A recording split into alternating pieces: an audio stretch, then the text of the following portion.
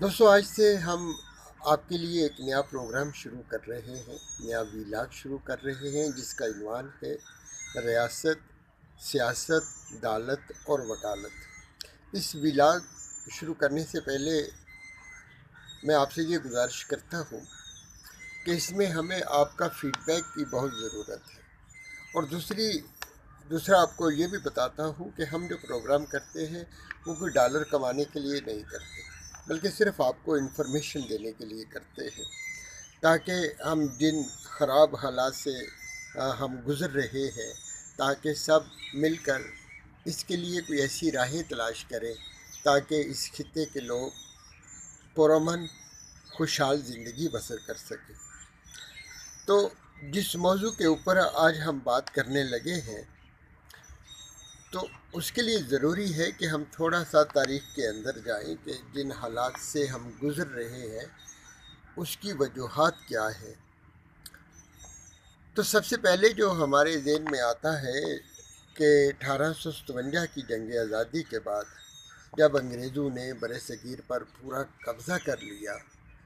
تو ان کے ذہن میں یہ سوال پیدا ہوا کہ ہم اس قبضے کو زیادہ سے زیادہ کس طرح قائم رکھ سکتے ہیں، کیونکہ انگریزوں کی فوج کی تعداد تو صرف 5-10 ہزار تھی، لیکن جب بر صغیر میں بسنے والے لوگوں کی جو تعداد تھی وہ تقریباً اس وقت 40 کروڑ کے قریب تھی۔ لہذا 40 کروڑ لوگوں کو کس طرح اپنا غلام بنایا جائے اور کس طریقے سے ان پر حکومت کی جائے۔ تو اس حوالے سے جو ہمارے سامنے چند چیزیں نکل کر آتی ہیں، تو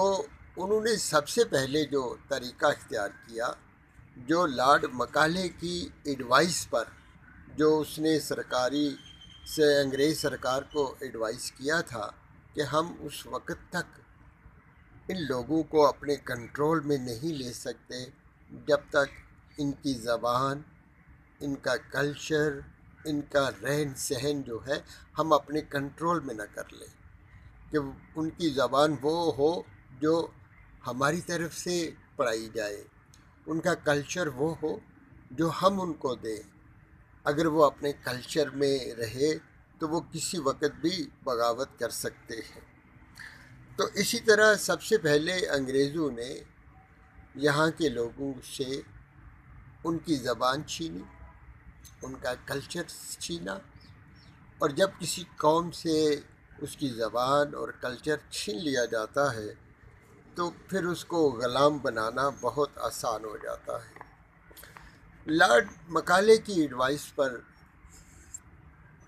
انگریز سرکار نے برصغیر کے اندر لوگوں کی شرح خواندگی ناپنے کے لیے یا دیکھنے کے لیے ایک سروے کرایا، تو انگریز سرکار یہ جان کر بڑی حیران ہو گئی کہ یہاں کے مقامی لوگ 80% تک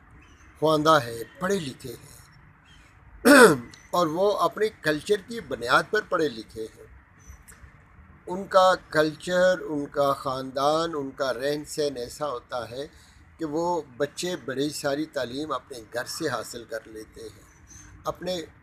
اپنے جو ان کے مذہبی ادارے ہیں وہاں سے حاصل کر لیتے ہیں۔ لہٰذا سب سے پہلے ان کے ذہن میں یہ بات آئی کہ ان سے وہ تمام قاعدے کتابیں چھین لی جائیں جو ان کو گھر میں یا سکولوں میں پڑھائی جاتی ہے۔ انگریز سرکار نے یہ حکم جاری کیا کہ وہ تمام قاعدے، وہ تمام کتابیں سرکار کے پاس جمع کرا دی جائے جو سکولوں میں پڑھائی جاتی ہے، اور اگر کوئی نہیں جمع کرائے گا اور اس کو سکولوں میں پڑھائی جائیں گی تو ان کو سخت سزائیں دی جائیں گی، اور اس وقت بعض لوگوں کو سزائیں دی گئیں جنہوں نے انگریز کے اس حکم کو تسلیم نہیں کیا تھا۔ تو بعد میں آہستہ آہستہ لوگوں نے جمع کروا دی، اور پھر انگریز نے ان کو یہ ایڈوانٹیج دی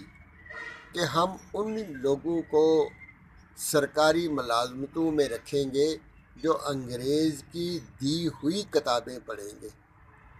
جو انگریز کا دیا ہوا لباس پہنیں گے، صرف وہی سرکاری ملازمت حاصل کر سکتے ہیں۔ اس کے علاوہ انگریز نے یہاں کے لوگوں کو جگیریں دیں، اور ان جگیرداروں کے لیے، ان نوابوں کے لیے، ان رئیس لوگوں کے لیے اس نے کالج بنائے تاکہ ان کو طریقہ سکھایا جائے کہ کس طرح انگریز کی تابع داری کی جاتی ہے اور کس طرح مقامی لوگوں پر حکومت کی جاتی ہے۔ یہاں پہ جو سب سے اہم کالج پنجاب میں بنایا گیا وہ ایچیسن تھا۔ وہ صرف میرزادوں کے لیے، نوابوں کے لیے اور رئیسوں کے لیے۔ آج تک بھی قومی اسمبلی کے اندر، عدالتوں کے اندر، بیوروکریسی کے اندر جو بڑے بڑے لوگ آتے ہیں اسی کالج کے پڑھے ہوئے ہوتے ہیں۔ آپ نے دیکھا ہوگا کہ جو 3 نام گئے تھے چیف جسٹس بننے کے لیے، جناب جسٹس منصور علی شاہ صاحب، جناب جسٹس اجائیہ فریدی صاحب، جناب جسٹس منیب اختر صاحب، تینوں ایچیسن کے پڑھے ہوئے تھے۔ آج بھی اس کالج کی ڈومینیشن ہے اسمبلی کے اندر، ہماری عدالتوں کے اندر، اور جو بڑے بڑے وکیل ہیں وہ بھی وہاں سے پڑھ کے آتے ہیں۔